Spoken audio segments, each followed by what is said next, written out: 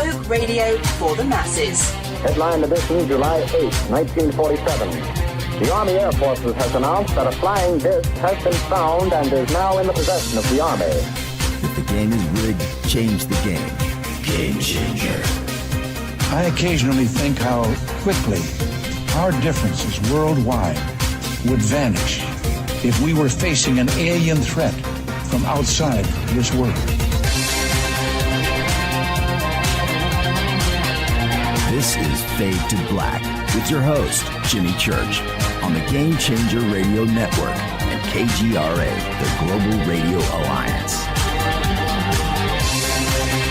I need your help to get to the year 1985. You're listening to Fade to Black with Jimmy Church on the Game Changer Network.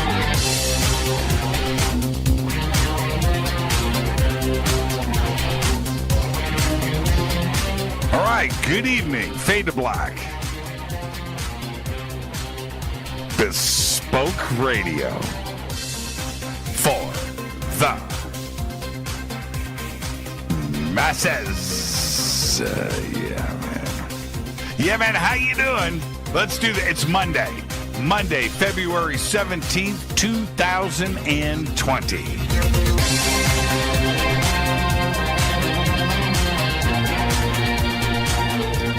48 days into the new year, only 324 days left. We are live from a bunker somewhere in the middle of beautiful downtown Burbank, California. And I would like to welcome everybody listening all around the world, all across the United States. Hither and thither, to and fro, back and forth, up and down, east and west, north and south. Far and near. This is Fade to Black for KJCR, the Game Changer Network, and KGRA, the Planet. I'm your host, Jimmy Church. What is cracking, everybody? How you doing? Kicking off another great week here on Fade to Black. We're going to do that tonight, starting with Paul Hynek. Paul Hynek is here. Oh, man. Looking forward to this, and I know you are too. And tomorrow night, it's going to be a special night because tomorrow night I'm speaking here in Los Angeles over at UPAR's LA. That's going down in Studio City. So Fade to Black is taking the night off, but we will be live streaming from the event. So you'll have that to look forward to tomorrow night. And if you're going to miss the live stream, and I think we're going to hit it off. We're going to do everything. It'll be Twitter, Periscope, YouTube, and Facebook. I believe we're going to live stream to all of the platforms tomorrow night. And if you're not there for that and you're here, then you'll be listening to this show tomorrow night, the replay. So that's tomorrow night. And then Wednesday night, we have Steve Mera joining us live from the United Kingdom. And it's always great when Steve is with us. We've got lots to talk about, and that'll be happening on Wednesday night. And, of course, Thursday is another Fader night. Email is jimmy@jimmychurchradio.com. Tonight, Paul Hynek. Very excited about this. Paul has worked in tech and entertainment and is currently a business consultant. Paul is the former adjunct professor at Pepperdine University and is presently a consultant for History's new series Project Blue Book, based on a real project to investigate UFOs from 1952 to 1969. Of course, Paul is the son of Dr. J. Allen Hynek, the astronomer who worked for the United States Air Force investigating UFO cases from 1948 all the way to the end of Project Blue Book in 1969. Dr. J. Allen Hynek began his investigation with the United States Air Force as a skeptic, but by the time Blue Book ended, he was convinced some UFO cases posed a real mystery. And I would like to welcome for the first time to Fade to Black, Paul Hynek. Paul, good evening, man. How are you? Thank you. It's great to be here. I may be the son of J. Allen Hynek, but I'm also the friend of Jimmy Church. You know what? You know what rocks, Paul? I get to, right now, give you the first-time guest disclaimer. Right? So let's get that out of the way. This is an honor. Paul, it's just you and I sitting on my couch having a conversation as friends, and where the conversation starts, it starts. Where it ends, but we're going to end as friends. There you go. You ready, man? Okay. All right. Now, I'm actually going to start here. I've been watching, and I've been getting email. I've been watching social media and my text and in email. There's a lot of excited people out there listening, right, for tonight's show. Paul is cool. Jimmy's cool. This is going to be great. It's going to be amazing. And I'm thinking, Paul, that maybe we should call it quits now while we're ahead of the game, and you and I meet halfway since we're neighbors. Let's just go to a restaurant tonight and have dinner and save ourselves. What do you think? Okay, we'll go to public school in Sherman Oaks. Oh, man, my daughters went to public school in Sherman Oaks. Awesome. That is, not only did they go to school next door to the restaurant, but that restaurant is top notch. I like where you're going with that. Yes, sir. Oh, man. All right, here we go. Tonight, I have to ask the one question, because you and I are the same age, and I can only imagine what it was like for you, or maybe I can't, growing up in the first family of UFO research. And was this something that you were cognizant of, going to school, first, second, third, fourth, fifth grade in the 60s? And did your friends know? Because this gave you street cred, I can only imagine. Yeah, well, however you grow up is normal to you until you get some outside vantage point to sort of compare it to. I mean, I thought that everybody had Christmas tree ornaments that were UFOs and Beth's sphere balls and paintings on the wall of abductions. That just seemed normal to me. And yeah, my friends thought it was super cool that our dad was I'm one of 5 kids. Right. They thought it was super cool that our dad was an astronomer and then, doing sort of a side hustle working with UFOs. I like that terminology, side hustle. Was that because, how did you feel that your father was approaching it? Was it discussed at the dinner table? Was this, family discussion? I mean, I talked to my dad about his job all the time. Did you do the same thing? Heck yeah.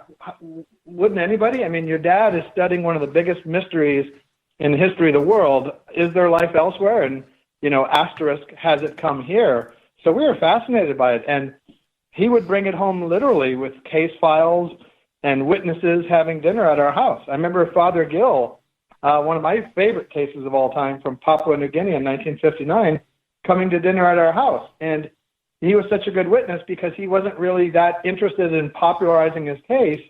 And he was in town for an ecumenical conference because he was an Anglican minister. But if you come to the Hynek house for dinner and you've reported a UFO, the kind of quid pro quo is that you're going to have to fess up and talk about the UFO report again. So we had this all the time. And what about your mom?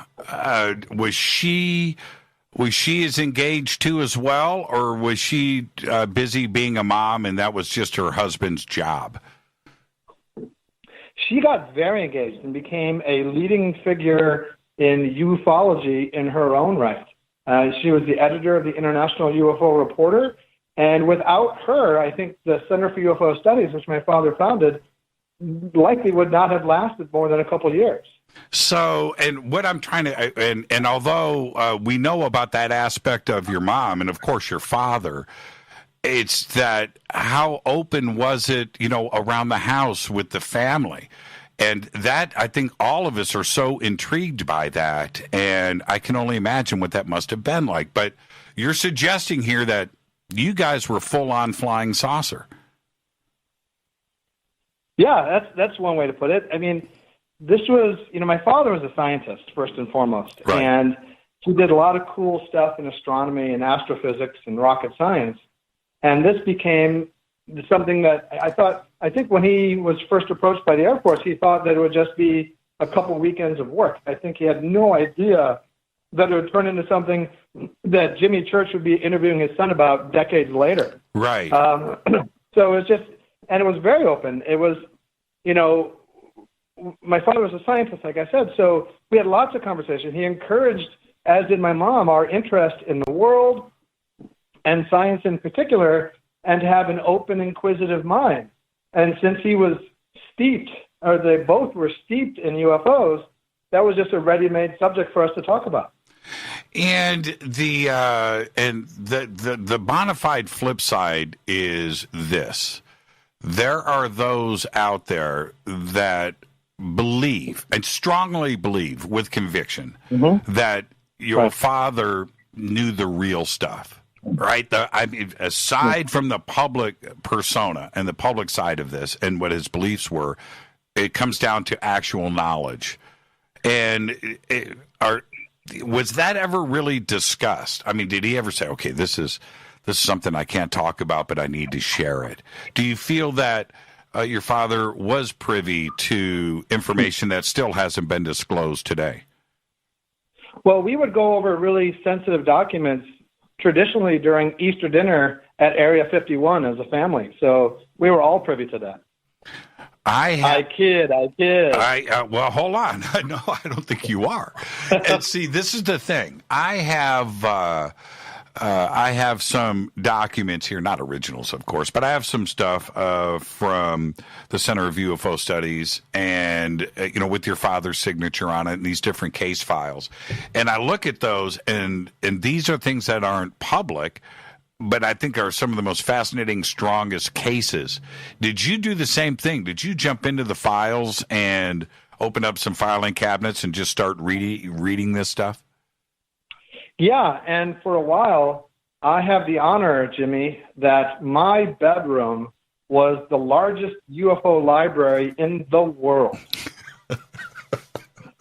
Now, that's not exactly what I wanted. I wanted, like, rock and roll posters on the wall. Right. But my mom was a pretty strong will, and that was family real estate, so to speak. Now, I want to jump back to, God, man, I so want to be you. I want to jump back to the point that we just kind of blew by earlier. You said, I don't know if you were being facetious, you said you had paintings of alien abductions on the wall of your bedroom. Yeah, we had, I have one in my garage now of UFOs, but we had all kinds of stuff like that. And I mentioned the Betz sphere. That's from a famous case in Florida, and we may have had the actual Betz sphere because we had a very large cannonball-sized piece of steel that my father gave to my younger brother Ross and I, and we would just play with it in the basement. And I know that he had possession of the actual Betz sphere at one time, and I really can't think of any better place to put it than to not say anything about its origin. Oh, we just lost Paul. Paul, are you there? I'm here. Okay, yeah, you dropped out. You dropped out the last 20 seconds. Yeah. That's censorship right there. Yeah. See, are you used to it now? And let's go right there. The censorship on this issue, your father certainly, and you being part of the family, you guys were censored. Stories were changed, results were changed, things were edited, and it was something that certainly frustrated your dad. You experienced that firsthand. Has this been a lifelong situation with you where you've had to deal with one side, what you believed is the truth, and your father, and then the other side, the edited, sanitized version that the public read? I'll answer that in two parts. First part, yes. I mean, I grew up in a culture of my father with a lifelong passion to take a flashlight to the dark fringes of mainstream science and push the boundaries of accepted thought just a little bit more. And that's why he was so attracted to UFOs after he realized that there really was a phenomenon there. The second part is given my big fat mouth, I wish I'd had more censorship in my life. And how so? In that you feel that this is, freedom of speech, and this is an issue that you're going to speak freely about, but at times you've maybe stepped over the line? Sure. I'm a little bit freewheeling.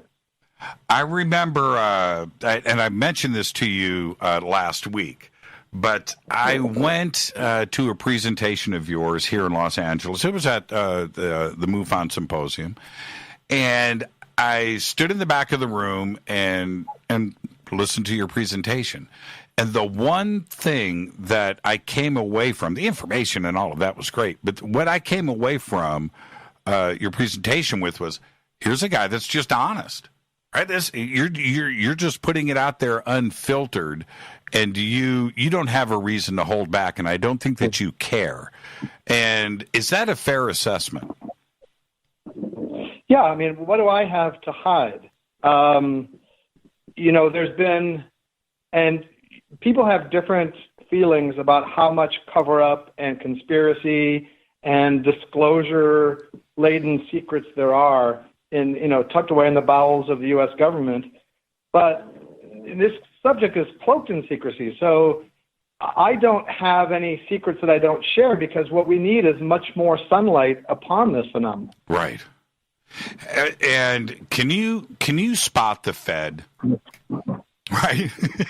Can you? Well, they're often dressed in black. That's for sure. Yeah. You must be acclimated to that. I mean, can you spot the Fed? Can you spot an agent? That'd be a really cool video game, Spot the Fed. Yeah, the Men in Black was something that my father was aware of. And most often he wouldn't see them, but he would just sort of find the legacy of their presence by having witnesses he'd already talked to start to clam up, or people he'd just met be really curiously reticent to talk at all. Did you ever walk out of your house and see, like the strange car across the street? I mean, were you trying to be cognizant of these things? I didn't think about things like that so much. We had a number of crazy people come to the house, but I'm pretty sure they weren't in the employment of the U.S. government. What am I supposed to do with that answer? What when you say crazy? Yeah, please expand. So one of my favorites was Prince Michael. Prince Michael used to call and say he was from Orion, and somehow I picked up the phone and I'd start talking to the guy, and I said, "Look, I don't think you're from Orion. I think you're from the Pleiades, and you're making that stuff up." And he said, "You don't believe me, do you?" I said, "No, I think you're stone cold crazy, dude. I think you're nuts." And he says, "Okay, how about this? How about if I put $1 million in your bank account? Will you believe me then?" And I said, "You bet I will." And so I asked my mom, I'm like 12 years old at the time, "Hey, Mom, can I give him my bank account number?" And my mom said, "Yeah, why not? You got like all of $17 in there, sure." Like, "Yeah, Mom." So I gave him my bank account number, and he said, "The money will be in there in the next couple of days." And I rode my Schwinn fastback bike to the bank every day, so excited, spending every penny of that $1 million. Sure. And every day I cycled back home slowly and sullen and sad. And finally he called back like 4 days later. He said, "Did you get the money?" I said, "No, dude, you're nuts." And then he said, "Okay, I'll prove it to you.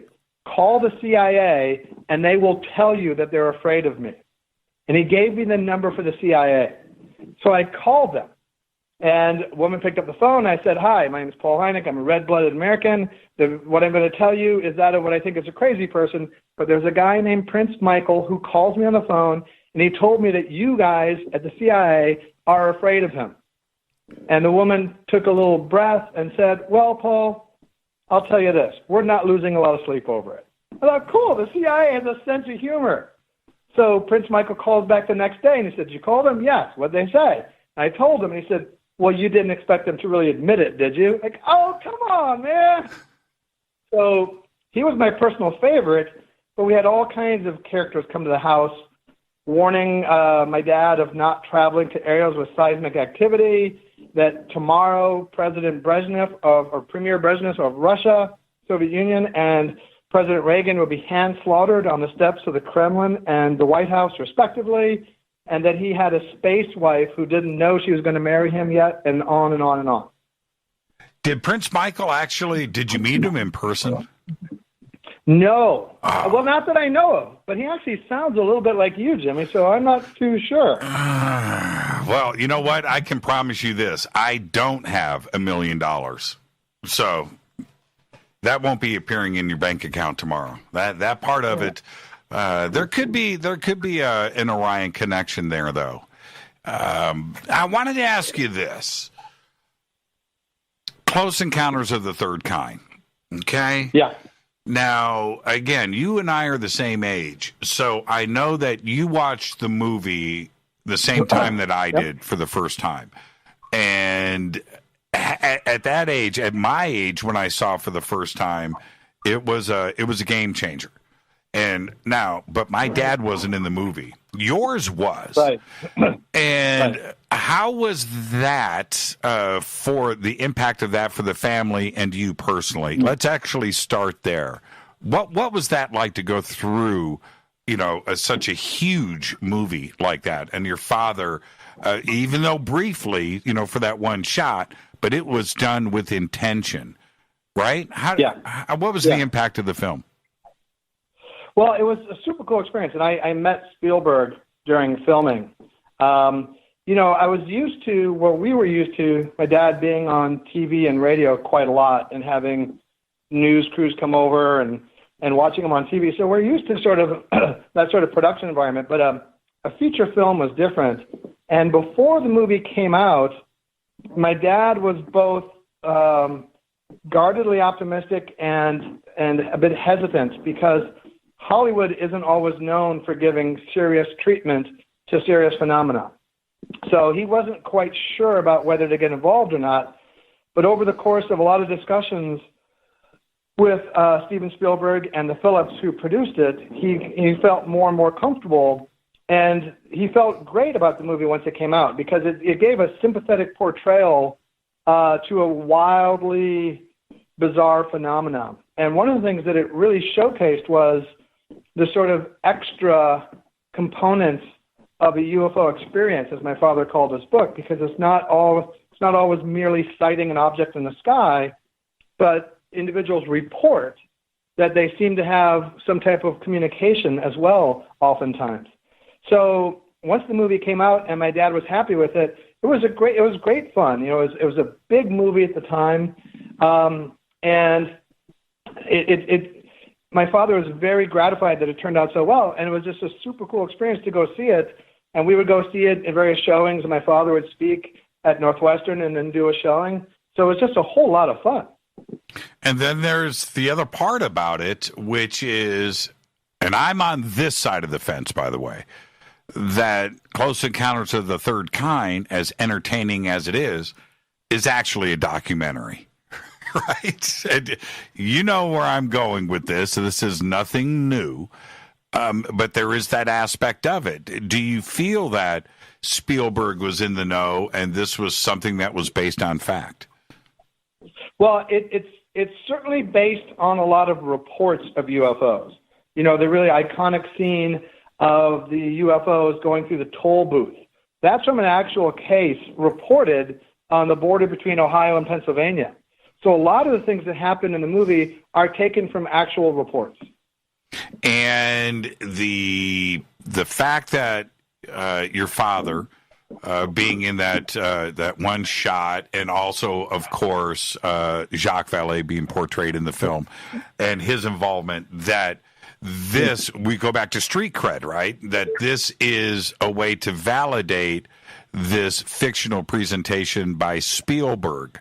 There is that twist on it, and you can't get away from that conspiratorial side of the film, can you? Yeah, and shout out to the great Jacques Vallée, who's a dear family friend. One of the interesting things about the movie is if you compare the name to Star Wars, this is Close Encounters of the Third Kind, which is my father's classification system But it was a big struggle for Spielberg to get that name accepted. Imagine walking to a marketing department at Columbia Studios and saying, hey, fellows, I got a great name for the movie, Right. Close Encounters of the Third Kind. First of all, it won't even fit on a poster. And then in the posters and the trailers, they had to explain what the title meant, Right. which is not really what they teach you in Branding 101. Exactly. Huh? Right. Say what? And they had to pony up money to my father to pay for the rights to the title to boot. now, so directly to my point, do you think, because Spielberg has never let his foot off the gas when it comes to this subject, he's done more Alien ET contact films than any other director in the history of cinema. Is Steven in the know? I don't know. At the very least, he, like many people, have this deep-seated interest in finding out if there have been visitations from either other planets, other dimensions, or someplace else. Now let's talk about you personally. Have you made contact? Have you seen anything strange in the sky? Oh, I'm relieved, because I thought you were going to ask me, am I from somewhere else? I'm from Evanston, Illinois. I think you're a hybrid. I'm just going to go straight out and say that now. Yeah. Well, I can tell you after the show, I can tell you a really funny hybrid story. Yes, it's part of a long answer, but I do feel I may have made some contact, but it's not what people would think. Explain. Okay, so there's a little bit of a preface I have to give for this. So my father, Jacques Vallée, and others, over time, came to feel that there is certainly a phenomenon. The sort of way my father is portrayed quite often is that he went from a skeptic to a believer. But my father was a scientist, and I don't think the word believer is really appropriate for a scientist. He didn't really believe in UFOs. Over time, he grew to accept the credibility of the accumulated weight of the evidence that, hey, there is something here. And it was annoying to him. He didn't want this to be true. He thought it was all, at first, post-war bunkum. Right. So over time, he came to feel there is a phenomenon. Now, that's a whole different matter than the provenance of where it, or whoever may come from. And that's more speculation. But over time, he started to feel that the sort of knee-jerk extraterrestrial hypothesis kind of fell flat in a lot of cases because, first of all, they have to come from enormous distances and tweak Einstein in the nose on the way here. We have super sensitive instruments to detect objects entering and leaving our atmosphere, and we don't have the corresponding number of those to go along with visual sightings of crafts. Plus, the crafts that people report seem to exhibit a lot of comfort with our Earth gravity and atmosphere. So, and then for me, I add on, I believe that we will have our singularity, which means artificial intelligence will become self-aware and recursively self-improving. And we see dystopian visions of that in Matrix and Terminator, et cetera. Mm-hmm. I don't believe in that. I believe more, like my friend Ray Kurzweil, it will be more sort of blending and merging. Now, if a society on another planet has the ability to come here, it's almost certainly the case that they've had their own singularity, in which case there's no need and no interest for them to come here. So I have a lot of issues with the extraterrestrial hypothesis. So that all leads me to answer your question.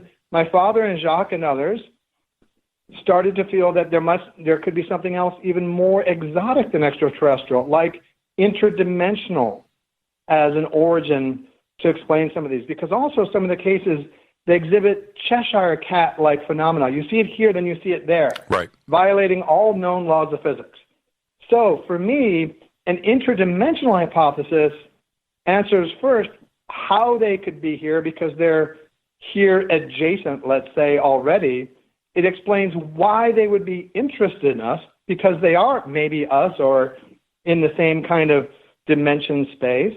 It explains why they may be interested in nuclear plants, which a lot of crafts are apparently watching. And it shoots down a lot of the problems with the extraterrestrial hypothesis. So, my dear Jimmy, that means So I was told by a friend of mine, Nova Spivak, about a book called Alien Information Theory. I don't know if you've heard of that. I have. Okay. Now, you got to love it from the title alone. Alien friggin' information theory? Come on now. Right. So I said, okay, you sold me. So I read it, and it's about DMT and the commonality of reports of DMT, which is the most powerful psychedelic drug in the world, and about the commonality of reports of users who take it who feel transported to what feels like a hyper-real dimension that has entities there. Okay, and we need to take our break, so let's do that. There's a perfect spot to do that. Our guest tonight, Paul Hynek, and we'll continue the DMT angle, I promise, right after this short break. This is Fade to Black. I'm your host, Jimmy Church, on the Game Changer Network and KGRA, The Planet. Our guest tonight, Paul Hynek. We'll be right back after this short break. Stay with us.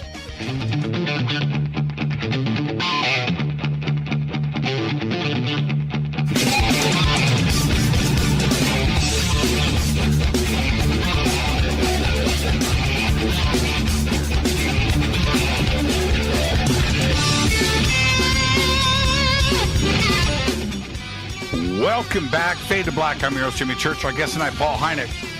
And this is what's interesting. Got a couple of events coming up this year, and Contact in the Desert.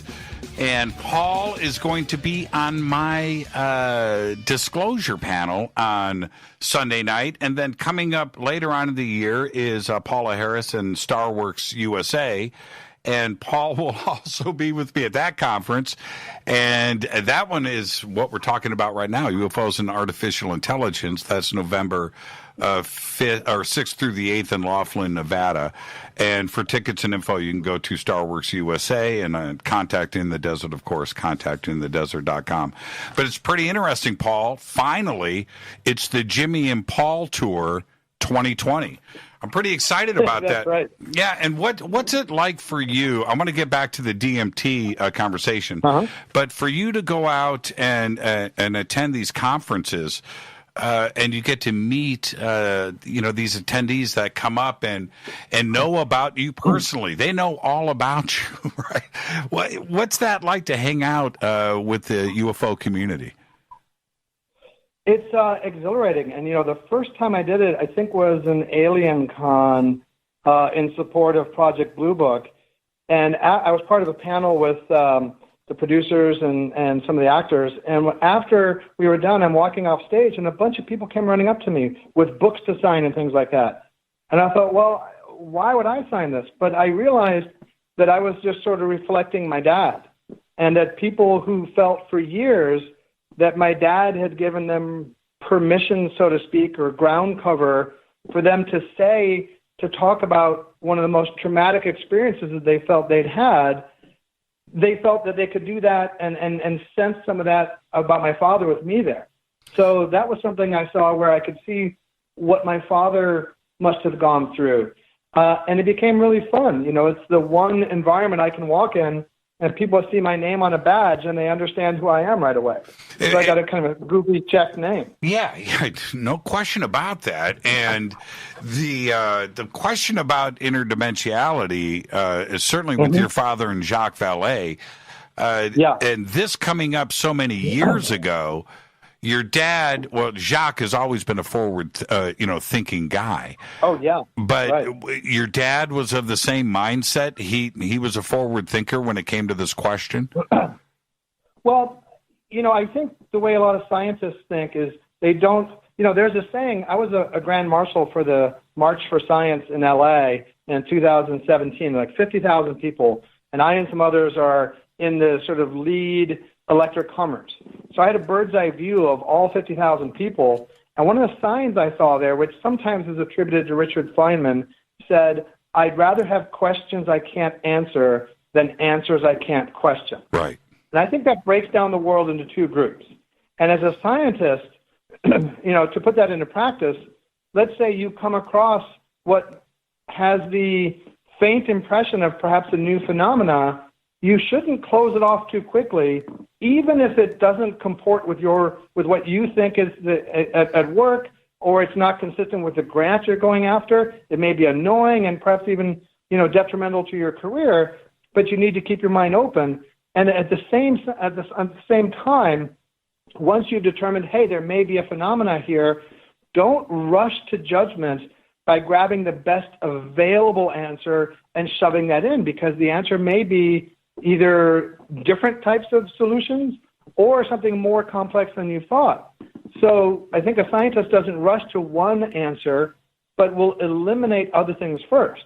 And so the theory of extraterrestrial, it may account for some things. I mean, the universe is teeming with life.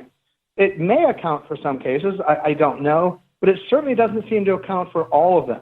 So that's what led Jacques and my father and many others to say this phenomena seems to have aspects that go above and beyond the nuts and bolts visitation from other planets. It would only make sense, and through my own experiences that I've had with groups of people, where things appear to just appear, and things seem to disappear as quick as they appeared.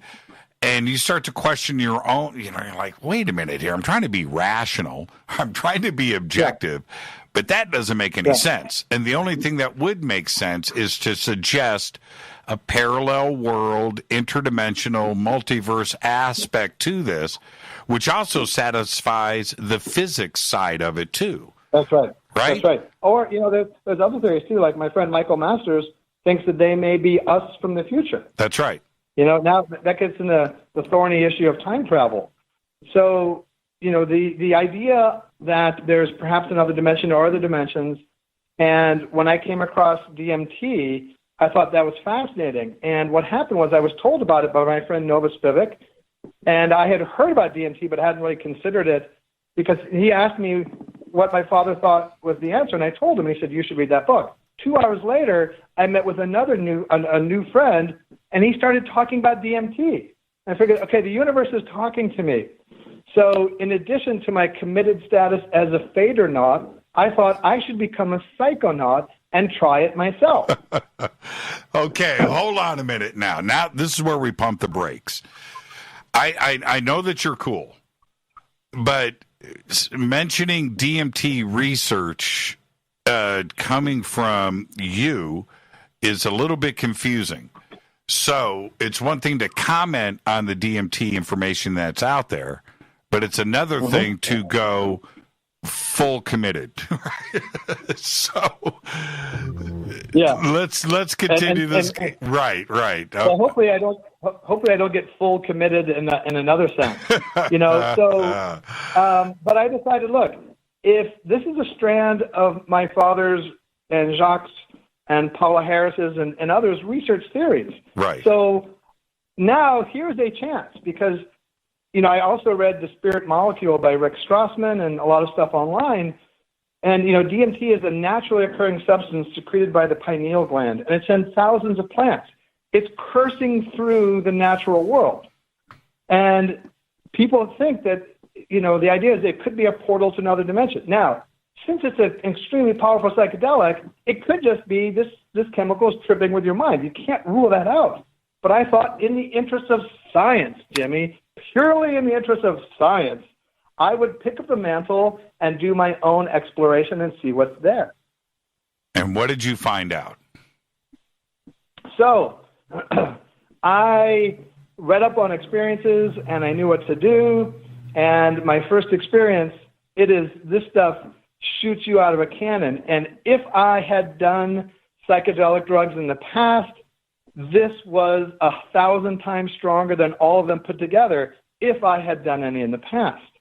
And what I experienced was similar to what other people have reported, which is the kind of commonality my father found interesting in UFO reports, that I was shot through this sort of unbelievably visually rich, colorful wormhole and wound up somewhere. And I didn't really think, hey, this is another dimension. It just felt somewhere so real. And I felt, whether I saw or not, I don't know, but I perceived sort of the fabric of the universe being created.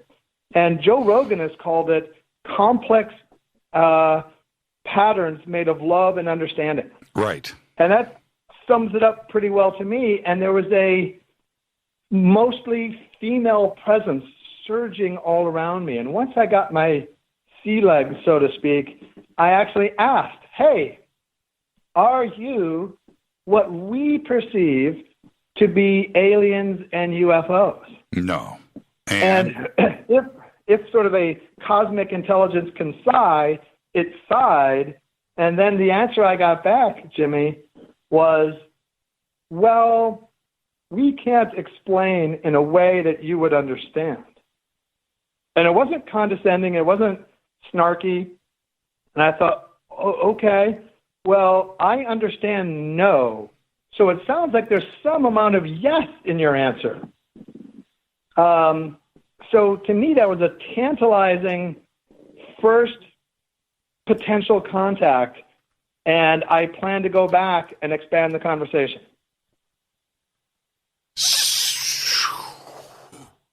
I'm fascinated right now. Yeah, okay. Let's back up. I have 5,000 questions. I can only ask one. Did you visually make an assessment of this female presence? You know, it's hard to say because it's so overwhelming. I don't know if I heard things, saw things, or things appeared in my mind. Right. It's all kind of humbly-jumbly. But I did feel, and just because I felt that it's real, it really doesn't matter. It's like my father would discount single witness cases because there's just no corroborating evidence. Also, you could say, well, hey, Paul, you read a whole bunch of accounts that were like this. Right. You tainted yourself and you planted a seed. Right. Sure, that could be the case too. Sure. All I know is I felt that it was super real, and I certainly came back with the impression my experience was far more interesting enough to trip the wire for me to want to do it again, and to see if I can't document it and apply some kind of scientific rubric to it to replicate it and expand upon it. And, you know, Rick Strassman, who wrote Spirit Molecule, and Andrew Gallimore, who I'll meet because we're both going to be speaking at Contact in the Desert, as you know. Right. And I want to talk with him and say, look, I'm coming at this from the UFO point of view. You're coming at it from DMT. Let's try to work together and see if we can create something here. Shouldn't the scientific community, especially when you're talking about theoretical physics and quantum physics and entanglement, which is suggesting strongly by the numbers, by the equations, parallel worlds, the multiverse, extra dimensions, string theory, all of these things that physicists want us to grasp hold of are certainly all of the things that our community has been talking about for thousands of years. And they are merging. Shouldn't DMT be scientifically investigated as a way to access the parallel worlds that they've been trying to convince us of? Right? Isn't that where we are at? Absolutely. But there's a sort of resurgence in legitimacy and credibility of psychedelics in general. In the 50s they weren't illegal. They became illegal, Schedule I and Schedule II, etc. But now there's been a very widespread resurgence in psilocybin, MDMA, and other psychedelics as powerful therapeutic tools. But from perhaps my experience and what I've gleaned from others, DMT seems to be unique in this possibility of a window to some other entities, let's say. Or another dimension, or, something that's... Or just a trippier recess of your own mind, who knows? Yeah, that could be too. That could be too. Now I'm not going to let this get away. Did you get an opportunity to go back and ask the second question? So I've done it more, and my experiences were different the subsequent times, and they were sort of more cathartically, emotionally internal. And my very good friend, who was my facilitator, said that the plant medicine wanted to give me a different experience and that it was giving me what it felt I needed as opposed to what I wanted. So, it's just, for me to hear about one of the more exotic theories that my father and others had, and to have a potential way to investigate that presented in a really well-researched and scientific manner is too good to pass up. And it's just the fact that it happens to be super fun is just icing on the cake, Jimmy. The descriptions of it, which I have read. Oh, by the way, disclaimer here: I have not researched DMT personally. I have certainly talked to a lot of people about it, and I've done the same research that you have done into other people's experiences. There is a bona fide similarity that is identical with everybody's experience, and that I find tremendously compelling. And everybody suggests one thing over and over again. It's another world. It is an access. It is certainly that you are accessing another dimension. You are not here. And was that your experience? Yeah, and again, people can say, well, if you read about this beforehand, you have something for your mind to latch onto because it's such a powerful experience, and it provides this comforting thing to you, this sort of known paradigm. But the first time I did it, I had my friend whose name rhymes with Keg Gratano with us, and he didn't know. He hadn't read anything about it. He had no prior conceptions of what you might expect. He's a pretty brave guy. Mm-hmm. And after we both did it, my friend, the facilitator, and I looked at him first and said, what did you experience? And his report was extremely similar also, having not heard about anybody else's cases, which I found very compelling. Yeah, exactly. And now, how much of the experience is what I have read? One, it's 15 minutes. You come out of it with your feet on the ground. You are back to, if normal is the right word, very, very quickly. There's that part of it, but you are also able to recall and remember all of it. So, same thing for you? For the first part, yes. They call it the businessman's high because it is like 15 minutes. And I told my friends that after it, I'd take us out to dinner. But after 15 minutes, you're back and you're fully present, but you're just not in the mood to go to, say, Applebee's because your world has been upturned. Right. And you still, I feel like I only remember 1 or 2% of the overall experience. And part of that is because there's so much coming at you that our five senses are just not nearly enough to input it. And maybe we're accessing something else. It's like you have a 300 baud modem and they're coming at you full, high-speed fiber optic. It's just too much information coming at you. So even if you do remember what you think is all of it, you can't intake anywhere near all of it at the same time. That was my feeling. Full color, panchromatic. Oh yeah, the most vibrant colors. It almost gets to be like synesthesia, where colors take on different aspects. It's just unlike anything I'd seen before. Now, there's another aspect to psychedelics, which it's just a trip. You're just high. Yeah. Okay, that's it. It's fun.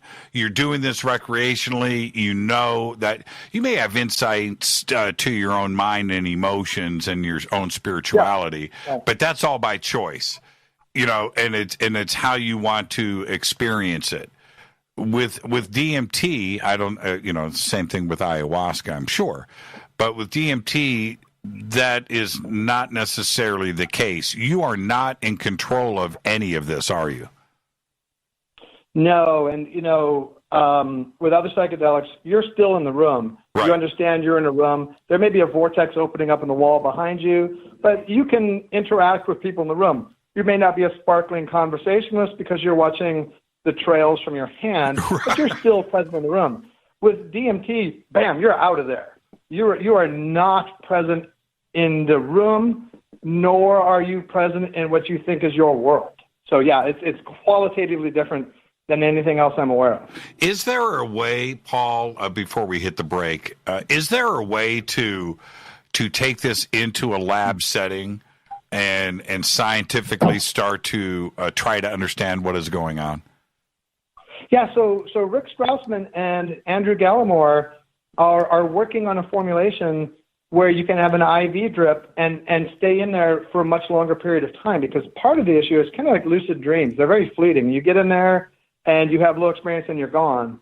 So their idea is to allow people to inhabit or to feel like they're in that realm for a much longer period of time and really set about the business of trying to figure out, hey, is there a way to sort of make contact and prove the existence of it?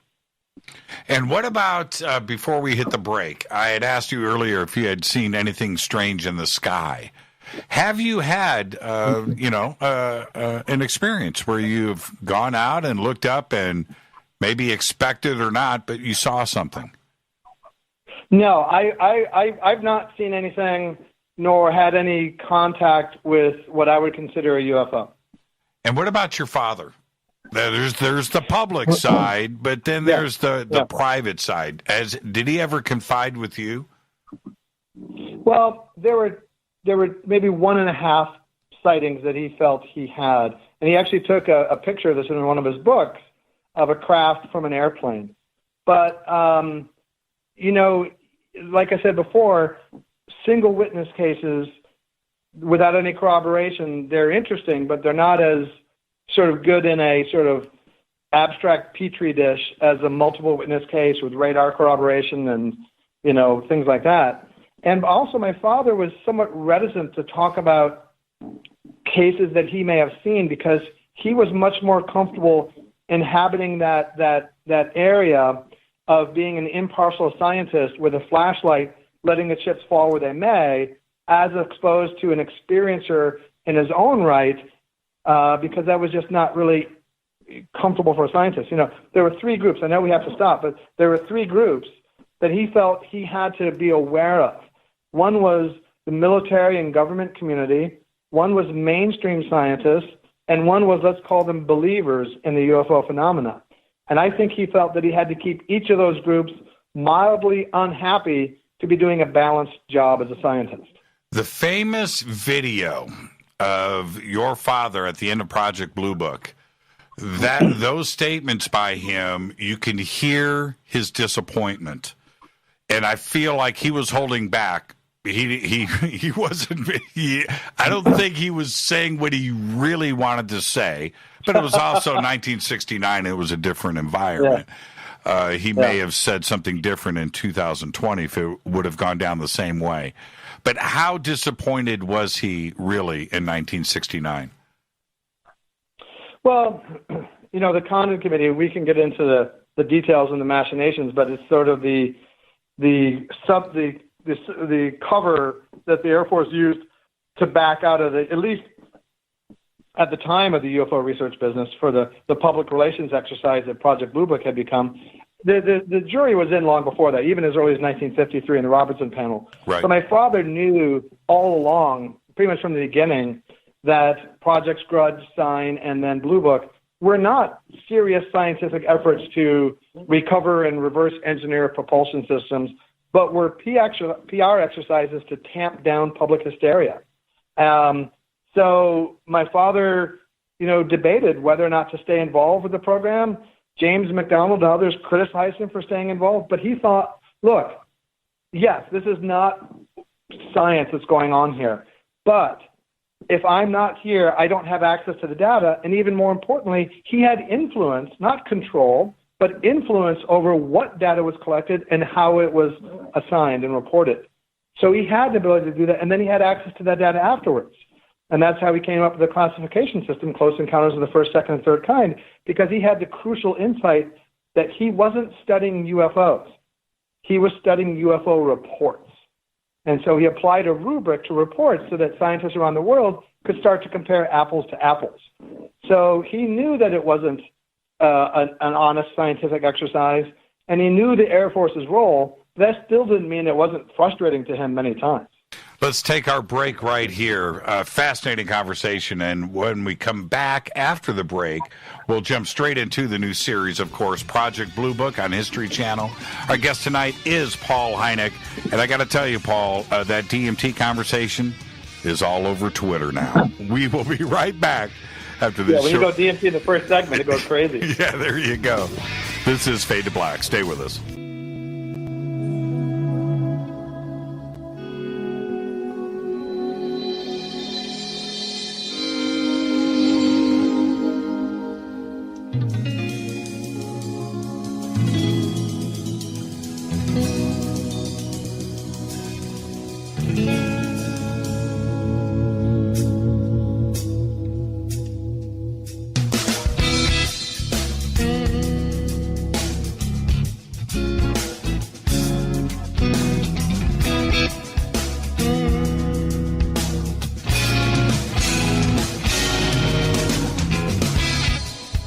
Welcome back. Fade to Black. Our guest tonight, Paul Hynek. I want to remind everybody, Wednesday night we're going to have Steve Mayer on live from the UK.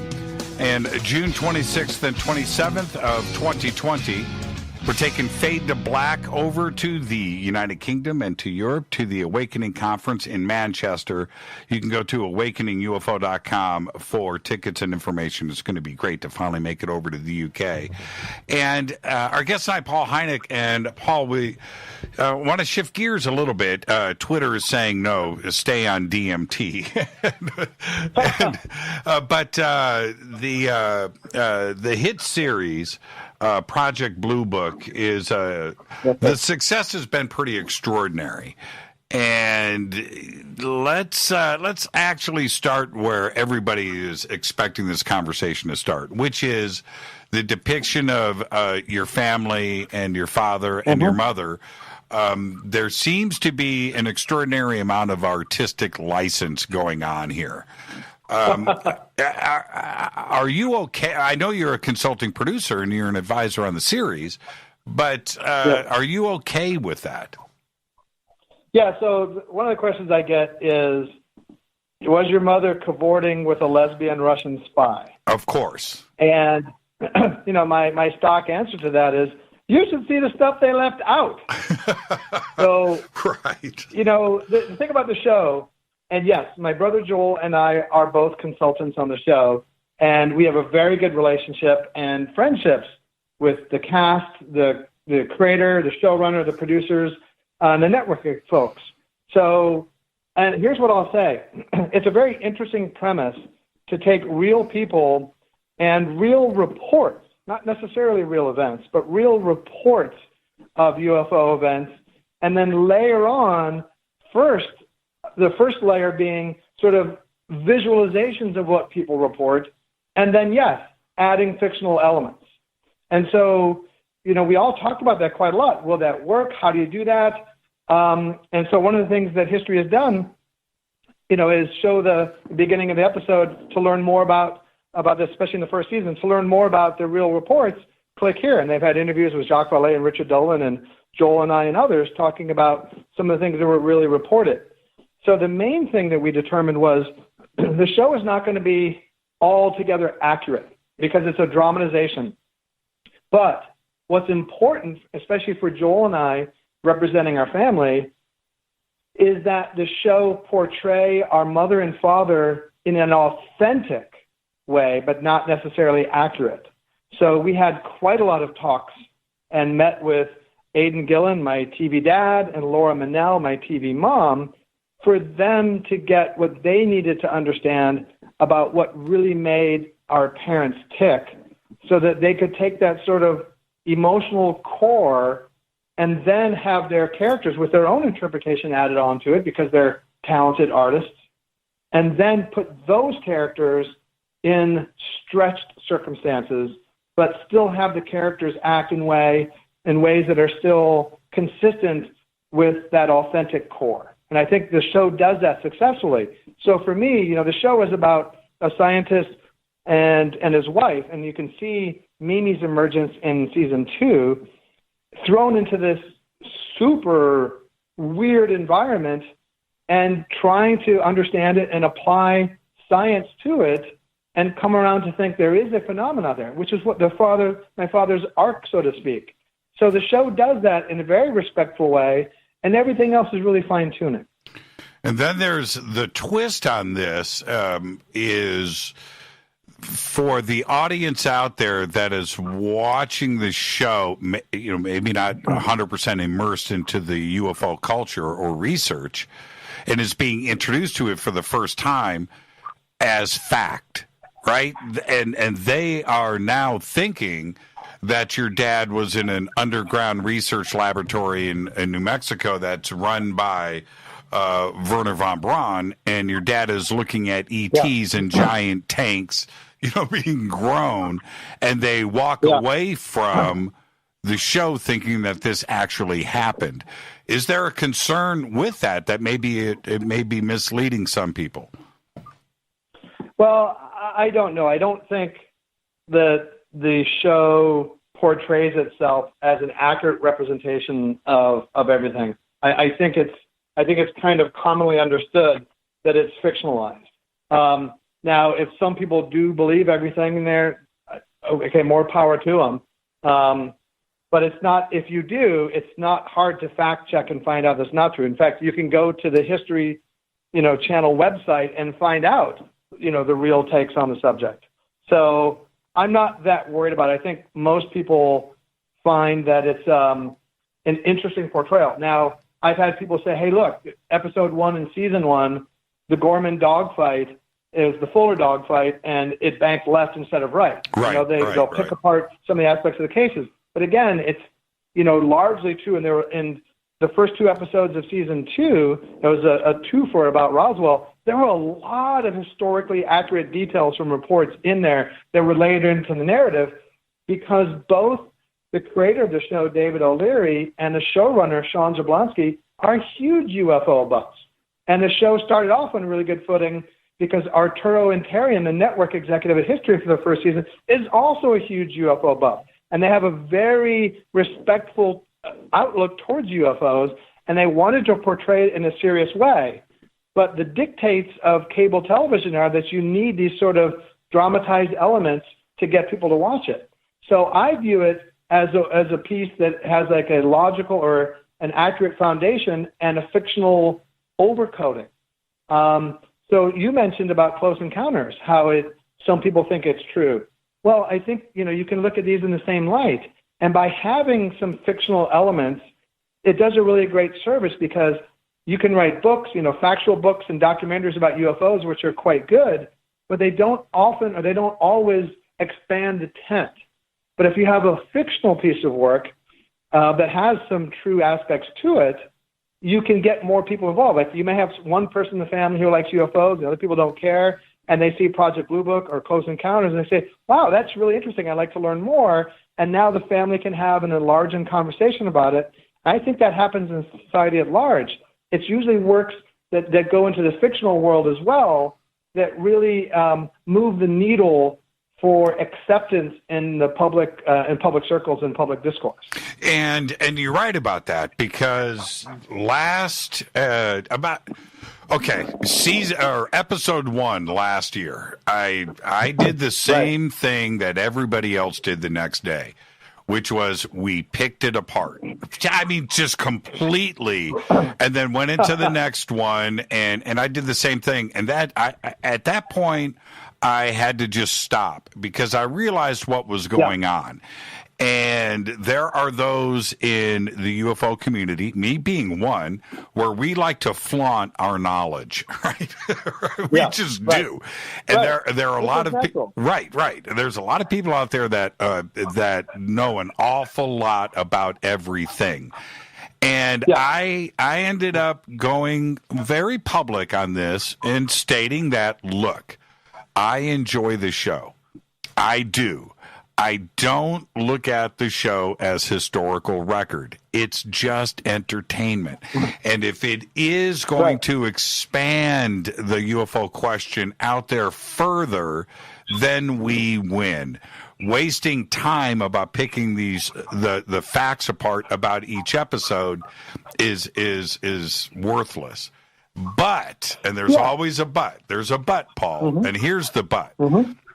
That's now. That's today.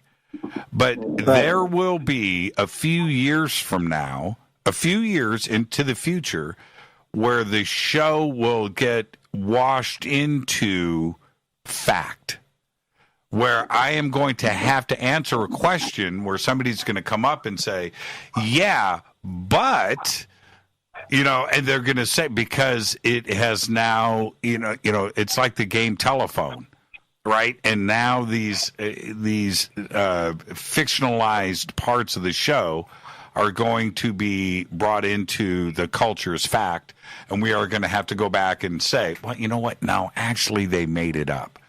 You know what I mean? And I think that's the danger zone.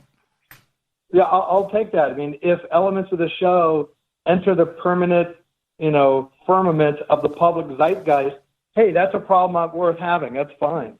I think the show does a great service to presenting UFOs in a respectful and open-minded way. And, not all the shows end with, oh my gosh, that's a, Werner von Braun transporting ship. Some of them are explained away. And they use explanations that my father came up with at some times. So I think, the main thing is the show is a very good, open-minded look at a super enigmatic phenomena and a man and a woman who, took it on and tried to advance science in it as far as they could. Now, there is one problem with the show that I have, and it's a big one. Your dad's pipe. What's going on with that? Yes. So that is what I get from our dear friend, our mutual dear friend, Paula Harris. Right? Absolutely. She can't stand to watch my dad without a pipe. Right. Now they all know about that. I did a lot of research, and I asked Sean Jablonski, the showrunner, about that. And he said, well, Paul, the problem is in TV, a pipe sort of evokes this feeling of stagnation. And we need sort of a more frenetic, active feel to the show. There's also continuity issues with smoke and things like that. And for me, I can't count the number of times or hours I saw my dad with a pipe, but it doesn't really subtract. And there is, I think in episode 10, they give him a pipe to, calm down the fan base. But it doesn't really subtract from the essential core of my father. And I'll tell you one thing that happened. I think Aidan Gillen is a fantastic actor and a great guy. No doubt. And for the record, it's not super creepy at all to have the supervillain from Game of Thrones play your TV dad. Not at all, Jimmy. So, he's just a wonderful guy. And the first time of the 3 times I've been on the set, it was in season 1, and Aidan was doing his own stunt driving, being chased by a mysterious sedan. And between takes, he would come over and talk with me. And one time when he's walking back to the car wearing that sort of the fedora and the trench coat, I actually felt my father. It was really a riveting moment for me. I wanted to ask you about that directly, knowing that, both Laura and Aidan, playing your parents. How accurate is that? Did Aidan go back and study your dad, or has he made your dad his own character? Yeah, they both, to their credit, they both studied him quite a lot. And I had a lot of conversations with them. My brother Joel and I had a lot of emails. Laura talked with my sister Roxanne as well. And they really apply themselves, as they've done before, to sort of understanding that core of a true character upon which they can layer their own artistic interpretation. And I think they did fantastic jobs. One of the interesting moments for me in season 1 was episode 10, where Laura is walking down the street wearing a brown coat and sort of a turquoise brooch. And I remember looking at that saying, wow, that looks super familiar. I completely forgot I had given it to Laura a year and a half before production. It was my mom's real brooch. Okay. Now, that's pretty cool. That's pretty cool. Yeah, and the same with Aidan. I gave him a tie that he's worn in public appearances, and I imagine it will make its way into the show as well. And, it's interesting because seeing that brooch sort of broke down the wall between the sort of surreal world of my TV family and my real life. Because sometimes I'll watch the show and I'll get, lost in the drama, and then I'll hear them say Mimi and Al, and I realize, oh, Jimmy, that's my family again. Holy cow. Now, there's the other part about this, and I think we're all wondering about, is Aiden being portrayed as a James Bond, excuse me, a James Bond type character nearly in every episode. Like, would your dad be predisposed to jump on a fighter aircraft and chase UFOs and crash it? I mean, was your dad that outgoing? Because he seems a little bit more conservative. Absolutely, Jimmy. I don't know anybody who's traveled as much as my father. And one thing that's really interesting, I'm sure you know about, and you may have met Calvin Parker from the 1973 Pascagoula case. Absolutely. So Calvin and I have become good friends, and we did an interview at a conference last year.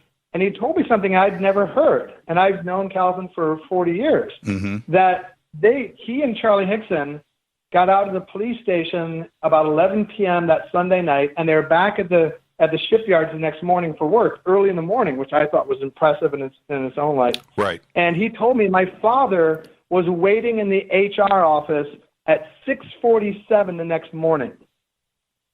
No, he didn't figure out how my dad got there that quickly. Wait a minute. He didn't tell me about this. Okay, this is an interesting twist. Did your father tell you about this? No. There's a lot of things I learned about. My father and my mother were from a generation where they didn't often start conversations about themselves, no matter what it was about. So I asked a lot of questions. We'd have to pry things out of them or have other people tell me about them. So I didn't know that. And I still don't know how it happened. I mean, he must have, we lived in Chicago. This is on the Gulf Coast. He must have been somewhere around there on other business already. But still, how does the word get to him between 11 p.m. on a Sunday and that morning? I don't know how that happened. Well, it's also it pops up often in the show, and I wanted to ask you about this specifically, where you guys are, the family is there, your mom is there, the phone call comes in, your dad just gets home from an investigation. He walks in, the phone rings, okay, honey, and he's gone again. Yeah. Is that the way it went down? Yeah, my father was on the road quite a lot.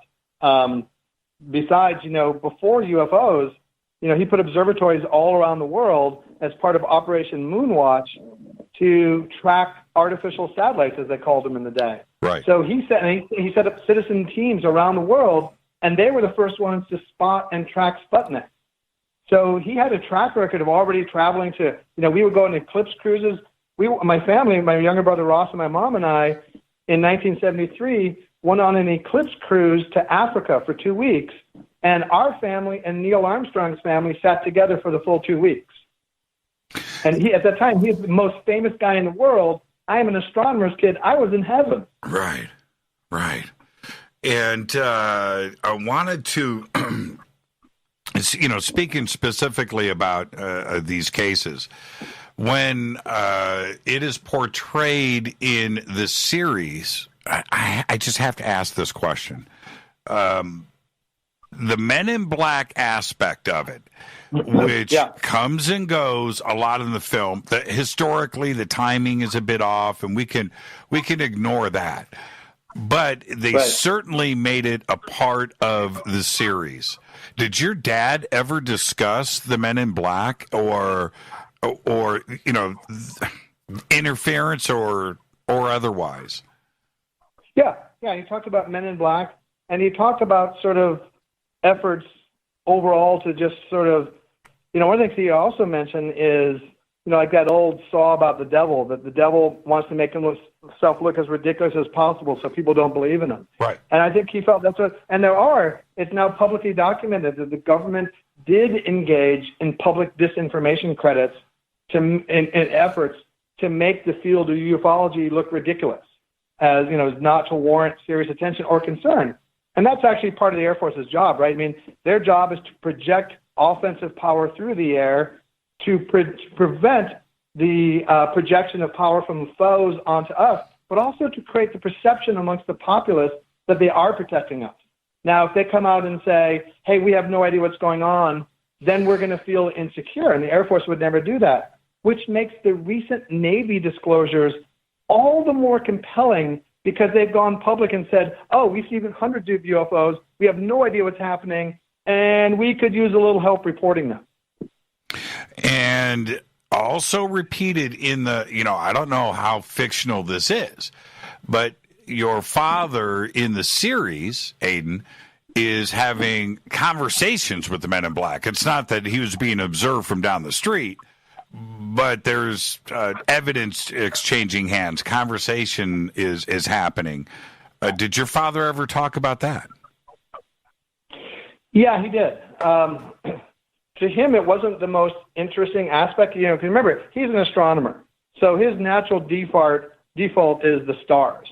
So what was happening for the Air Force and all that, yeah, that impacted him, but he was much more interested in what may have happened and getting to the witnesses themselves than being obscured or hampered by these other government agencies. And, he thought it was interesting because the most likely explanation for them was some other American agency. Now, you could say they're Russians, or you could say they're aliens themselves. Sure. But, the Occam's razor explanation, they're just another component of the U.S. government, because we have a tendency to think of the government as acting as one monolithic, rational organization all in lockstep. But I think it's, once you learn about government, you realize that there are fiefdoms and territorial wars and different agencies fighting actively at cross purposes against each other. So you could have Project Blue Book ostensibly going out to find the truth, but really trying to tamp down hysteria. As of 1953, you had the 4602nd Air Intelligence Service Squadron being sort of like the crash recovery team that has to get anywhere in the continental U.S. within 6 hours, and they all speak Russian, and they're paratroopers, and they're the ones that would go out and try to reverse engineer a propulsion system, for example. Now, people think that the Men in Black may have been part of the Air Intelligence Service Squadron because they're like the rapid response team, and they want to not only collect whatever materials there are, but contain the dissemination of the spread of the information. And I think I'm understanding that your father did he call them Men in Black? I mean, how did he identify them, or did he just say agents? Because it sounds to me that he didn't necessarily know if they were friend or foe, if they were Russian, if they were ETs, right, if they were from the Air Force. Yeah, he called them Men in Black directly, and he did. Viewed them as and he viewed them as hampering. They weren't a helpful presence for him by no means. He identified them as Men in Black. Yeah, and you can look in the book, The Hynek UFO Report, and I think also Edge of Reality that he co-wrote with Jacques Vallée, and they use that exact term, yes. Right. But that was later. I'm thinking, was he using the term Men in Black in the 60s around you? Yeah, that I don't know. Right. But I know in certainly in retrospect, he certainly was. Wow, that is just crazy. What a great childhood. I thought, this is the thing. Paul, my parents, my childhood, very open, the whole UFO, yeah. Eric Von Daniken, Edgar Cayce, Ouija board world that I grew up in suggested to me that the world wasn't as it seems. And when I speak about this, I find that everybody else around me has the same story, right? We all do. We had parents that allowed us freedom of thought. You certainly had that in spades, right? Where you had freedom of thought. Were you shown very early on that the world just wasn't as it seems, and that you may be lied to about this? And so let's go down the other fork in the road. Is that the way it was for you?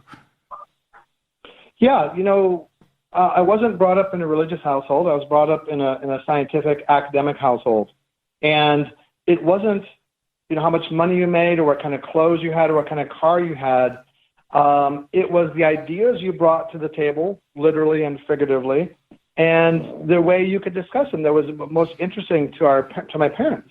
And we had other professors, other astronomers, not only people that were interested in UFOs, over all the time to talk about all kinds of interesting phenomena. And my dad and mom both had voracious intellectual appetites and wanted to learn about fields that they didn't know, but also wanted to talk in detail with people in their own fields and learn more and share experiences.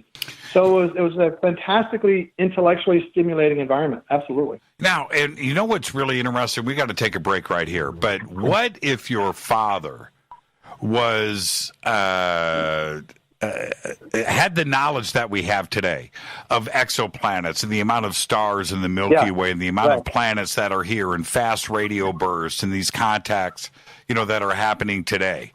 What a different place we would be, and certainly with him too, right?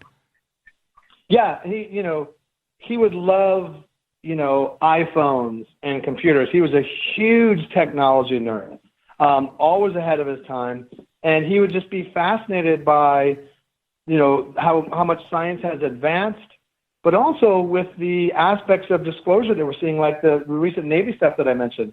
He would be utterly fascinated that the Navy is publicly saying, we've seen UFOs and we need help. I find that as or more compelling than any individual case is the behavior of individuals, like when the Air Force reported, hey, we found a flying saucer at Roswell. And then the next day, of course, they famously walk it back. But that day they reported it. And you have to think that the base commander could tell the difference between balsa wood, tinfoil, and rubber from a weather balloon and some shape-changing alien alloy that nobody had ever seen before. So it's that kind of thing that's super compelling to me. Yeah, you would think that, at the most top secret location on planet Earth, right, which was Roswell, New Mexico. Let's take our break right here, Paul. Our guest tonight, Paul Hynek. What a great conversation. And, Paul, I'm going to warm you up for this. After the break, here's the question. Was there a real General Harding, and was he a jerk, according to J. Allen Hynek? We'll get the answer to that question after this short break. Stay with us.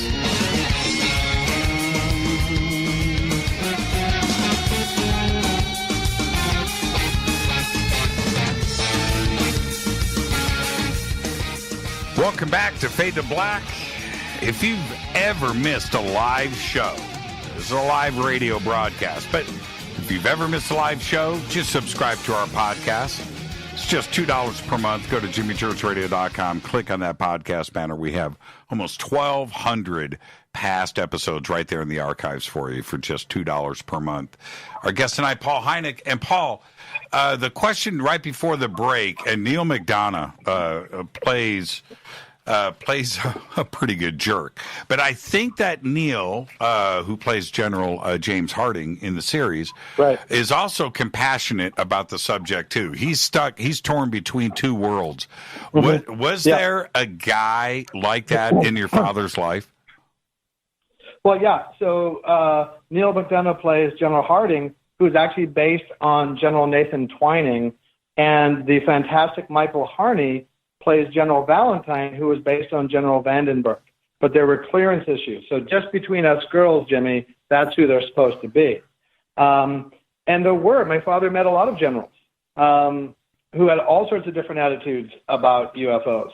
So, and what's interesting is that they play two gentlemen who may decide to kill my TV dad. And I talked with Michael Harney quite a bit about this and how, he portrays what someone might say as a bad guy, the bad guy at least being in opposition to the protagonist in the show. And, one of the things we talked about was that in his position, you have this perhaps rogue professor going off the reservation who could sort of tear at the fabric of national security. And in this kind of ever-present wartime footing in the Cold War, if you're a general who feels that if these secrets get out, it's going to cause pandemonium and chaos at large, then maybe you do what you need to do and you sleep just fine with your kids that night. So, they approached it from the point of view that we have to keep a lid on this because if it gets out, who knows what's going to happen. So they do what they do. And what about Captain Quinn? Michael Malarkey. Was there somebody that was at your house hanging out from the Air Force that was your dad's partner, having these private conversations? And were you ever listening in? Yes, and I want to say, Michael Malarkey is also a fantastic actor. And fun fact about old Michael, he grew up 10 minutes from Wright-Patterson Air Force Base in real life. That's pretty nuts. And Captain nuts. Quinn, his name, he's an amalgamation of various Air Force directors of Project Blue Book, leaning most heavily on Edward Ruppelt. Yep. But there were at least 5 different ones. And so, yes, my father had relationships with them. They would come to the house and met the family. And, it was very interesting. Lieutenant Colonel Robert Friend is the one that I met. And Arturo Interian and David O'Leary and I were there on his 99th birthday party. He's the last surviving Air Force director of Project Blue Book. He was also an American hero. He worked on the space shuttle, and I think he had over 150 combat missions in World War II and Vietnam. Just an amazing guy. And I was there on his 99th birthday party, and I told him a joke about George Burns, because George Burns was famous for wanting to live to be 100. And someone once asked him, and I told this to Lieutenant Colonel Friend on his 99th birthday, the joke was a woman asked him, "But Mr. Burns, who really wants to live to be 100? And George Burns, shakes his cigar and says, someone who's 99. There was, I want to move forward and talk about today. I'm looking at the clock, and I knew we'd run out of time. Yeah. And we're getting, we're getting dangerously close to that. I want to go back really quick and address the Area 51 episode for a couple of reasons. One, historically and factually, there are some things here that really clash. But they also suggest the secrecy and what may be going on out at Area 51. Certainly the door on the side of the mountain and your father witnessing that. But there's another part to this that I think is significant, at least to me, which is when they walked into the hangar and they see all of these different types of aircraft, and your father and Quinn at that point say, okay, this answers that case, that craft over there answers that case, and that answers this case, suggesting that it is all terrestrial, that this is, secret Air Force experimental aircraft that are answering your father's own questions about the UFO question. Do you think that is pushing the envelope a little bit, and that is not where your father was coming from? I don't think your dad ever visited Area 51, but this is suggesting a terrestrial answer to a bunch of your dad's cases. Yeah, well, apart from the Easter dinners that I mentioned we used to have there every year, that's sort of tying everything up in a dramatic bow. Right. Because a show like this, the show doesn't want to sort of go too far into woo-woo land. It wants to present a really serious subject with some of the more exotic aspects, but the fact that many of the cases do have terrestrial origins. The going back about the Flatwoods Monster, right? Or each one of the, it seems that not all of the episodes, but each one of them is suggesting a reasonable explanation to these. Was this your father's point of view, like specifically the Flatwoods Monster, where even I backed up and went, okay, now they're really twisting this a bit too much? Well, the idea of the show, especially the first season, which had the construct of being based on a real report, was to present a lot of the aspects that were known about the case and then to run with it a bit. So they don't always hew to exactly what my father thought. Right. In that, for me, and I don't want to, pound this into the ground, but one of the things that your dad had, his problem with Blue Book, is that he was forced into giving explanations for these cases to calm, public fear. Right. And in some aspects, that's exactly what the series is doing too. Right? Yeah, right. Yeah.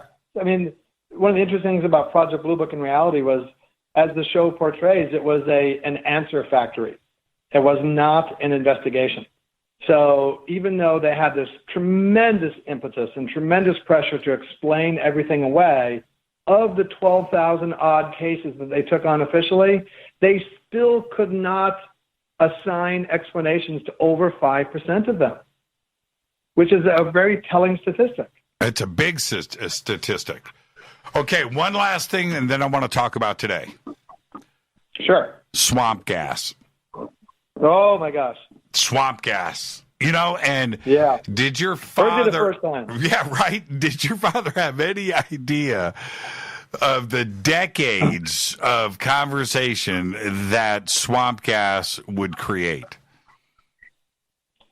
I don't think so. And it was taken out of context. He didn't mean to say. So for those who don't know, swamp gas was an explanation that was given in part for sightings around, I think, Hillsdale, Michigan in 1966 by a lot of women in a sorority and others on campus. And my father went there to investigate, and the Air Force was applying tremendous pressure. And he said some of the aspects of this could be explained by a phenomenon known as swamp gas. Well, the press isn't always known for, keeping all the nuances of an explanation from an erudite college professor. And so they ran with swamp gas. Right. And the person that seemed to anger the most was a then congressman named Gerald Ford, who got so incensed that he wrote and, basically spurred the establishment of the Condon Committee, which went on to shut down Project Blue Book. And the term, okay, I understand what swamp gas means today to everybody, but up to that point in 1966, was it even a scientific term? It seemed that everybody had heard swamp gas for the first time, where your father and the way that it was portrayed was that everybody knows about swamp gas. Well, he had a way with coining phrases like close encounters and high strangeness. So perhaps swamp gas was something he coined and sort of caught on. I don't know. Did he regret it? Yeah, it was not sort of the high point of his UFO investigation career. Let's say that. Yeah. Okay. Let's move on. Today, here we are, you and I, you just brought it up, right? That who would have imagined that you would be on a radio show like this in 2020 discussing UFOs and your father? But here we are. I'll tell you who would not have imagined that. My father would not have imagined that. I'll tell you that. That's right. And would he be happy right now with the progress that appears to be happening, where we are moving this a bit forward? Yeah, I think he would be especially. My father viewed himself as a scientist, but also a popularizer of science. He wrote maybe hundreds, maybe thousands of articles for newspapers and books about astronomy in general, and really wanted people to understand not the importance, but the majesty and the romance of science and technology. So, UFOs was something he thought was important for people to give a fair shake. And I think I've seen a change in the culture that now that I think more people feel comfortable talking openly about their views about UFOs. Going back decades, there's a large amount of the population, often a majority, that believe in UFOs, but now many more people feel comfortable about that. My father would feel strongly, I believe, that is a really positive sign. Now, in terms of from the government aspect and disclosure, I was talking to my good friend Jen Harzan today, the executive director of MUFON, the largest UFO research group. And, he has an interesting way to look at it, where he feels that disclosure is more a progress or a process and has already happened, especially starting with the New York Times revelation of the Navy saying that, hey, we see all these encounters and, the Nimitz and all these fantastic sightings that have all this evidence. So for me, that's a very interesting component that my father would have really latched onto, this notion that there maybe has already been a disclosure, And then, as Jan says, we're waiting for confirmation from the government of what has already been disclosed. And then, to me, the third layer, to say the third kind encounter here, would be acceptance by the public. Because we live in a very fractured world now with fake news. So even if you had that quintessential archetypal landing of a flying saucer on the lawn of the White House, let's say you have identical twins, Bianca and Amy, and they both see this, one of them may believe it and one of them may not, because we're so fractured in society that I think one of the most, challenging aspects of a government that may have these secrets to disclose, which they're already starting to dribble out, let's say, in some preordained editorial schedule, is will people actually believe anything that we say, which is a new phenomenon that didn't exist 30, 40 years ago. Are you okay with that, though? There's always two ways to look at things. And whenever I suggest that a disclosure has already happened and I don't need disclosure, it's because definitions mean different things to different people. And the other side of the room, Paul, as you know, disclosure to them is our current sitting president doing a live television presentation. That's disclosure. And so we're stuck in between. Well, and I do agree with Jan that disclosure is a process, and others, Richard Dolan and Steve Bassett feel that it's more of this ongoing process to sort of, before maybe that smoking gun, to prime the narrative and sort of control the contours of the discussion. But to me, it's just an interesting phenomenon that my dad, I think, would have been interested in. Hey, I do play the tape of, the saucer landing on the White House lawn or this or that.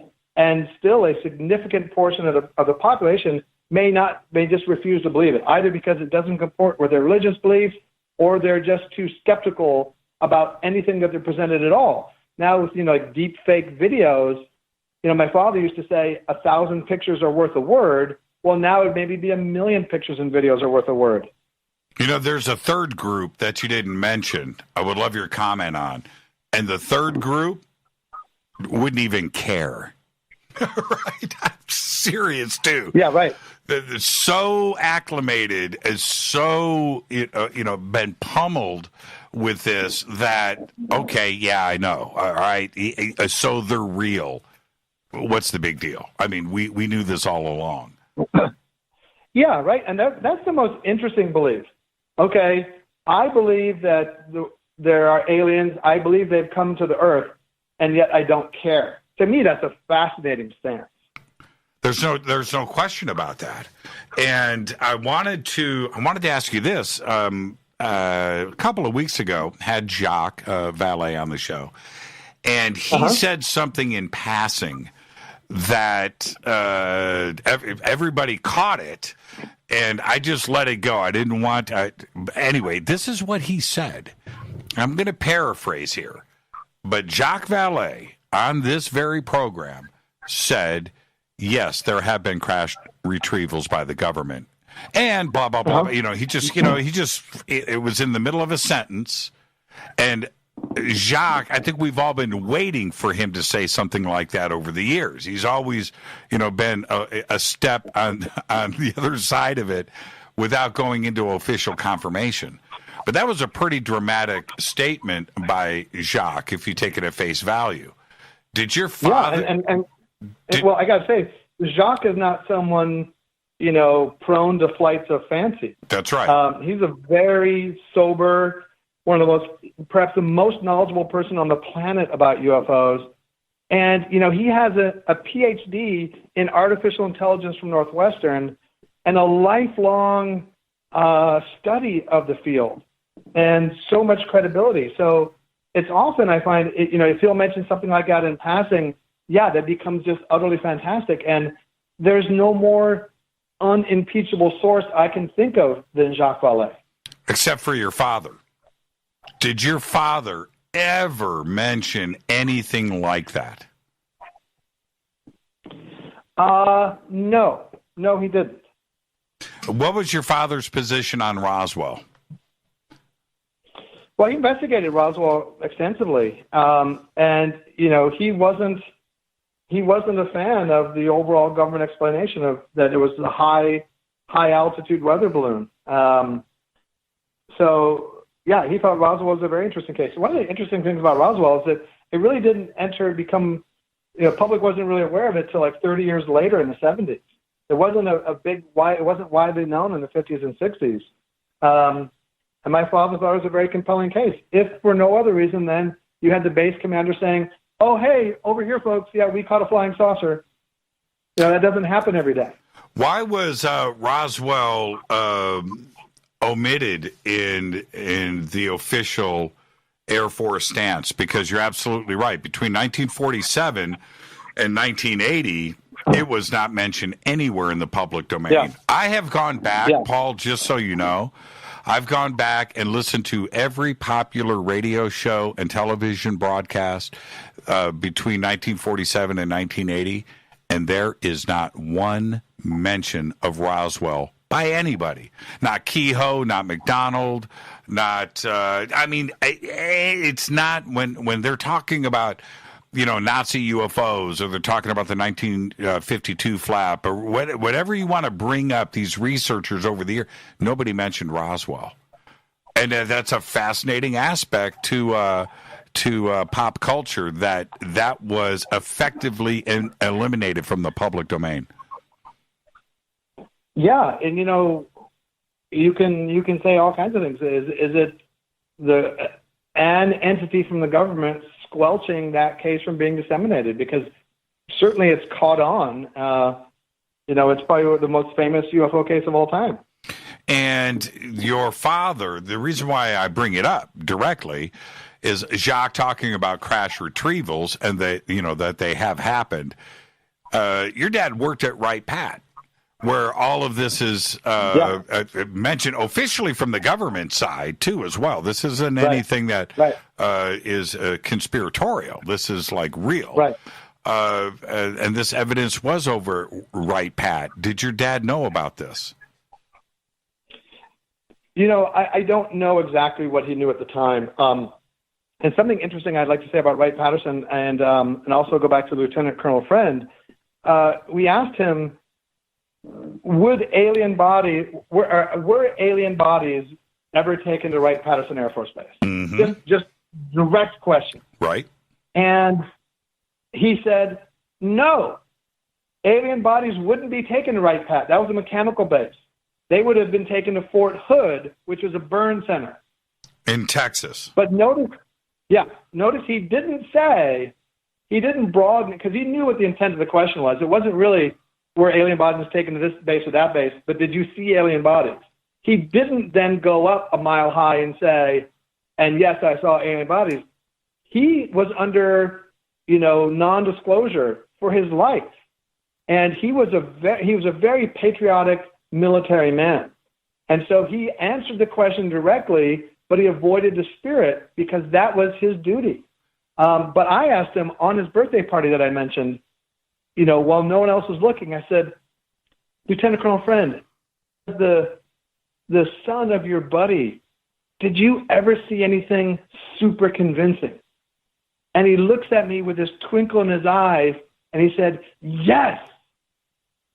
And I found that to me, that's also one of the most compelling aspects of this whole phenomena, is a person like that who had a front row center seat to the phenomena, had no reason to lie to me, and got animated and excited when I asked him that question. And as looking at it as a politician, he didn't say there wasn't any alien bodies, right? Nope. Which he could have said. Right. I don't think he would lie, but he would, in good conscience, actively withhold information. The twinkle of the eye, was that suggesting to you what we are all thinking? Oh, absolutely. Absolutely. I got chills down my spine, because here's a guy that I didn't even know was around until history rounded him up for the show. And my brother and Joel and I were so honored to meet with him, and then to see him again at his birthday party. To me, the guy is a legend, and he's sort of stepping out of the history books and, personal relationship with my father. And he told all these stories about my father that I didn't know. Here's a guy who, like Jacques Vallée, is unimpeachable as a source, who was around the phenomena directly, sent by the Air Force, just like my father, and hasn't gone on record saying, that UFOs are real or I've seen aliens. But I asked him, and he got excited about the answer in saying yes. And that was just a wonderful moment for me. I wanted to ask you, today, the UFO community is so wonderful and so warm and so cool, and I just love hanging out and doing. Today, would your father be a part of our community? Would he embrace us? Absolutely. He was a part of the UFO community for a long time, and he did UFO conferences, and there's I'll be at the UFO Con 2020 next week in San Francisco. He would have loved these because there is an open exchange of views, and the response I get from people because I'm his son is really gratifying, that they view him as somebody who really pushed the goalpost so far for this phenomena. I think he'd be very gratified. He'd love the fact, and with the internet now, my father's the first person who got me online in the 80s. But he would love what the internet has done for disclosure amongst individuals and agencies to spread the word. And I think he would be knee deep in the phenomena now and just very happy with the state of the overall UFO field and the people that are involved in it. With the success of Project Blue Book, the series, can we anticipate and expect a season 3, 4, 5, and 6? I mean, there's enough case study and material there with 701 or whatever that number is to go into a couple of decades. Will we see a season 2, 3, 4, 5? Well, so we're already, almost halfway into season 2, and I can't give away anything, but yes, there's a lot of excitement about it, and there's already initial ideas for subsequent seasons. Absolutely. This train has just barely left the station, and everybody involved with it is super excited. Okay, so season 3, we can expect to see the pipe. That's all I want to know. And speaking of Paula, actually, oh man, we're out of time. Okay, that's it. I'm going to blow through the commercial break. We'll do that in a minute. You grew up with Paula, and I asked you something off of the air. I want to ask you publicly right here. Yeah. Was she as cool back then as she is today? Paola Harris is one of the coolest people you'll ever meet, my friend. And you know that.